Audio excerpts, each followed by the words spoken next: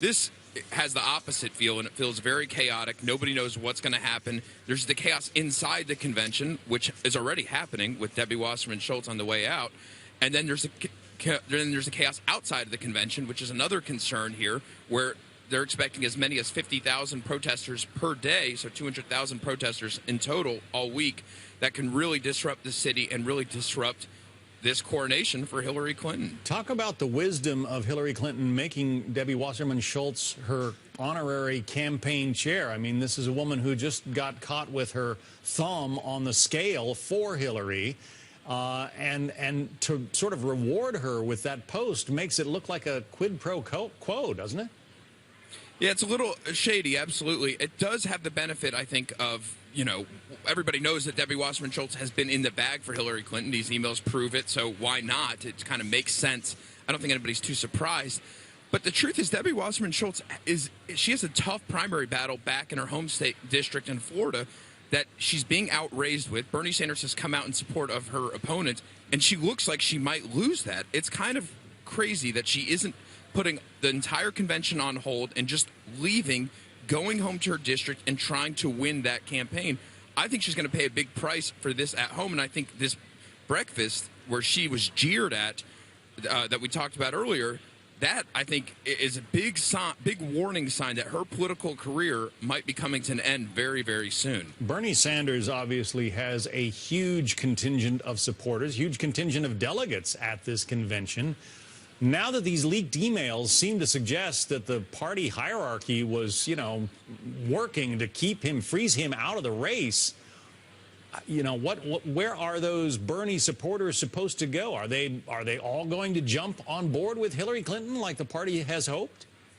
Well, Bernie himself has jumped on board with Hillary Clinton, and that's what tonight is all about. Tonight, Bernie Sanders, Elizabeth Warren, Michelle Obama. It is about unity tonight, and that's, I think, the first big test. Do they jump on board? Is he able to convince them, look, you didn't get what you want, but you have to support Hillary because Donald Trump is so bad and so bad for our agenda? Is he able to make a convincing case? I think that's the key to this convention, because they need Democratic unity in order to have a chance of winning this election. That's why this is so important. This may be one of the most important nights of the convention. What about her choice of Tim Kaine as her running mate? Does that propel her forward into this campaign season? It hasn't yet. He does have certain benefits, but he's a little bit of a bore. He said so himself. I think that's a huge concern, that just nobody's looking forward to his speech or Hillary Clinton's speech. The Republicans, they were able to do that well, in that the biggest things at the convention ended up being Donald Trump's speech and Mike Pence's speech and, of course, Ted Cruz's speech. But they were able to formulate the convention so that the highlights were the speeches. The Democratic convention is kind of the opposite. People are more looking forward to seeing Bernie Sanders, more looking forward to seeing Barack Obama, more looking forward to seeing everybody but Hillary Clinton and Tim Kaine. I think that's a big problem as they're going forward, just because you need to have enthusiasm if you want to win an election. Let's talk about some of the new polls out in the race for the White House, Daniel.